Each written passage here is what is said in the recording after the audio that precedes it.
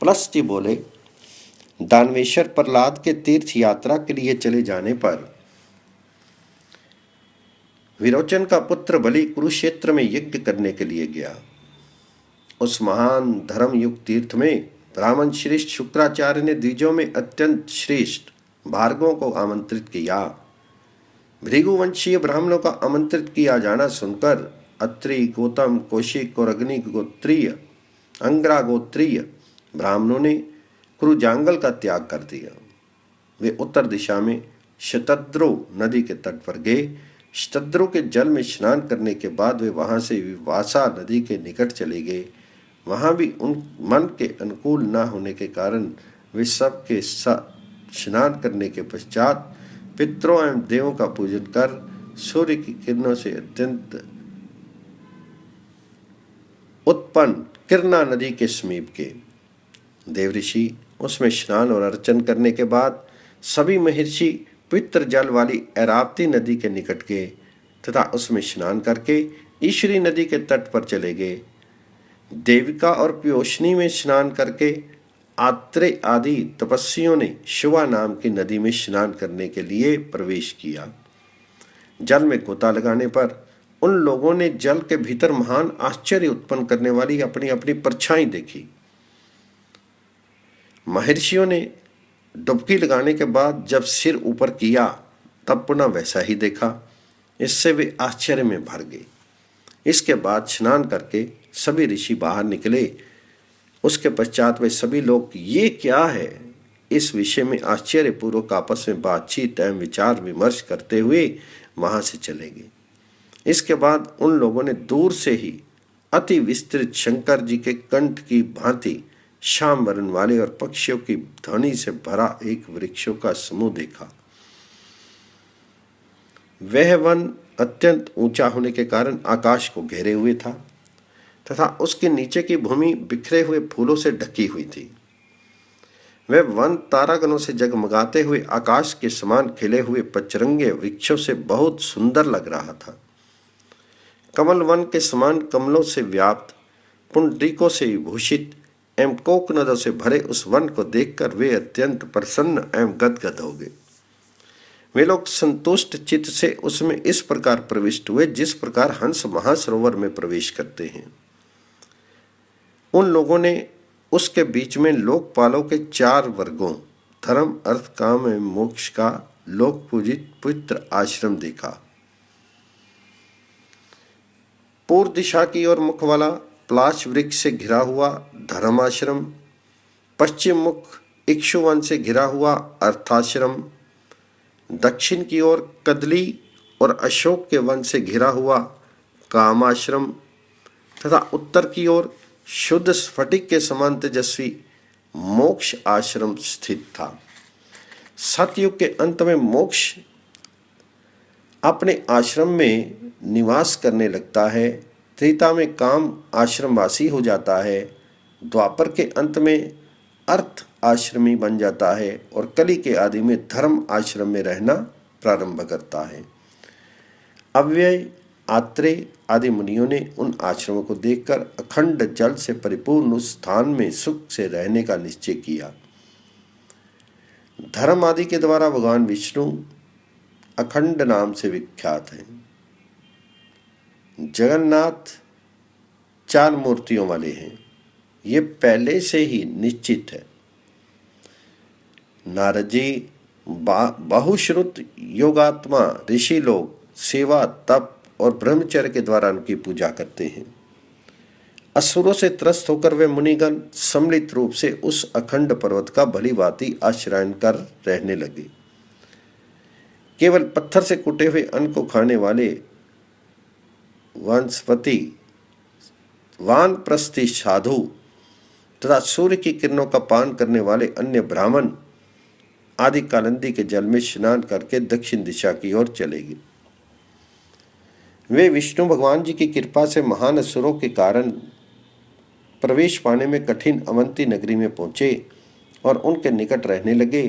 दानवों के डर से विवश होकर बालखिल्य आदि ब्रह्मचारी ऋषि रुद्रकोटि चले गए और वहां रहने लगे। इस प्रकार गौतम और अंगिरस आदि ब्राह्मणों के चले जाने पर शुक्राचार्य सभी भार्गव वंशीय ब्राह्मणों को यज्ञ कार्य में ले गए। अमित तेजस्विन भार्गववंशीय ब्राह्मणों से अधिकृत शुक्राचार्य ने बलि को महायज्ञ में स्वयं विधिवत यज्ञ की दीक्षा दी। श्वेत वस्त्र धारण करने वाले, श्वेत माल्य एवं अनुलेपन से युक्त, मृग चर्म में आवृत एवं मृत्योज म्यूर पुच्छ से शोभित सुसज्जित दैत्य बलि ने हयग्रीव पर लंब में एवं बाण आदि सदस्यों से घिरे हुए विस्तृत यज्ञ मंडप में आसन ग्रहण किया। उसकी पत्नी विंध्यामाली भी यज्ञ कर्म में दीक्षित हुई। वह ऋषि कन्या हजारों ललनाओं में प्रधान थी। शुक्राचार्य ने चित्र मास में सुलक्षण अश्व पृथ्वी पर विचरण करने के लिए छोड़ा। तारकाक्ष नाम का असुर उसके पीछे पीछे चलने लगा।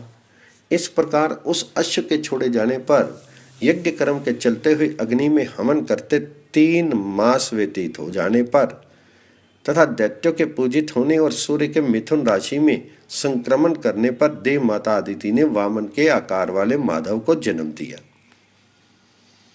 उन भगवान ईश नारायण लोकपति पुराण पुरुष के अवतार होते ही ब्रह्मा महर्षियों के साथ उनके निकट गए तथा उन विभु की स्तुति करने लगे। हे सत्यमूर्ति, हे माधव, आपको नमस्कार है। हे शाश्वत, हे विश्व रूप, आपको नमस्कार है। शत्रु रूपी वन के ईंधन के लिए अग्नि स्वरूप आपको नमस्कार है। पाप रूपी वन के लिए हे महा दावाग्नि स्वरूप आपको नमस्कार है। हे पुंडिकाक्ष, आपको नमस्कार है। हे विश्व की सृष्टि करने वाले, आपको नमस्कार है। हे जगत के आधार, आपको नमस्कार है। हे पुरुषोत्तम, आपको नमस्कार है। हे नारायण, हे जगन्मूर्ति, हे जगन्नाथ, हे गदाधर, हे पीताम्बर धारण करने वाले, हे लक्ष्मीपते, हे जनार्दन, आपको नमस्कार है। आप पालन करने वाले, रक्षक, विश्व की आत्मा, सर्वत्र गमन करने वाले, अविनाशी, सबको धारण करने वाले, पृथ्वी को धारण करने वाले तथा रूप धारण करने वाले हैं, आपको नमस्कार है। हे देव पूजित, हे सारी त्रिलोकी को बढ़ाने वाले, आपका अभ्युदय हो। हे देवतपते, आप इंद्र के आंसू पोछें। आप धाता विधाता संहर्ता महेश्वर, महालय महायोगी और महाशायी, आपको नमस्कार है। इस प्रकार की स्तुति किए जाने पर सर्वात्मा सर्वगामी जगन्नाथ भगवान श्री हरि ने कहा, विभो मेरा उपनयन संस्कार कीजिए। इसके बाद बृहस्पति वंश में उत्पन्न महातेजस्वी तपोधन भरद्वाज ने वामन के जात कर्म आदि सभी क्रियाएं संपन्न कराईं। इसके पश्चात सभी शास्त्रों के वेता भरद्वाज ने ईश्वर का व्रत बंध अर्थात यज्ञोपवीत कराया। इसके बाद अन्य सभी ने प्रसन्न होकर बटक को क्रमशः श्रेष्ठ दान दिए।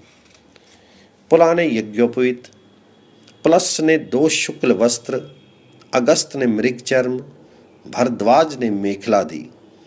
ब्रह्मा के पुत्र मरीचि ने प्लास दंड दिया। वशिष्ठ जी ने अक्षय सूत्र एवं अंगिरा ने रेशी वस्त्र तथा वेद दिए। राजा रघु ने छत्र दिया। नृग ने 1 जोड़ा जूता एवं अत्यंत तेजस्वी बृहस्पति ने विष्णु जी को कमंडल दिया। इस प्रकार उपनयन संस्कार हो जाने पर ऋषियों से संस्तुत होते हुए भगवान भूत भावन ने शिक्षा, कल्प, व्याकरण, निरुक्त, छंद और ज्योतिष इन अंगों के साथ 4 वेदों का अध्ययन किया। उन्होंने आंगिरस भारद्वाज से गंधर्व विद्या के साथ महान आख्यानों से पूर्ण महान ध्वन्यात्मक सामवेद का अध्ययन किया। इस प्रकार ज्ञान स्वरूप वेद के अगाध समुद्र भगवान 1 मास में लोकाचार के व्यवहार के लिए वेद विशारद हो गए। समस्त शास्त्रों में निपुण होकर अक्षय व्यय वामन ने ब्राह्मण श्रेष्ठ भारद्वाज जी से ये वचन कहा। श्री वामन जी ने कहा, ब्राह्मण, मैं अत्यंत उत्तम कुरुक्षेत्र तीर्थ में जाना चाहता हूँ। आप आज्ञा दीजिए। वहां दैत्यराज बलि का पुत्र अश्वमेघ यज्ञ हो रहा है। देखिए, पृथ्वी तल पर पुण्य की वृद्धि करने वाले मेरे स्थानों में तेजों का समावेश हो रहा है। अतः मुझे ये मालूम हो रहा है कि बलि कुरुक्षेत्र में स्थित है। भरद्वाज जी ने कहा, आप अपनी इच्छा से यहाँ रहें अथवा जाएं, मैं आपको आदेश नहीं दूंगा। विष्णु, हम लोग बलि के यज्ञ में जाएंगे, आप चिंता मत करें। देव, मैं आपसे जो पूछता हूँ उसे आप बताइए।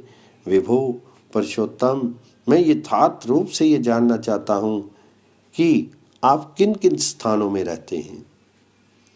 तो श्री वामन जी बोले, गुरु, अनेक रूपों से युक्त होकर जिन जिन पवित्र स्थानों में मैं रहता हूँ उसका वर्णन कर रहा हूँ, उसे सुनो।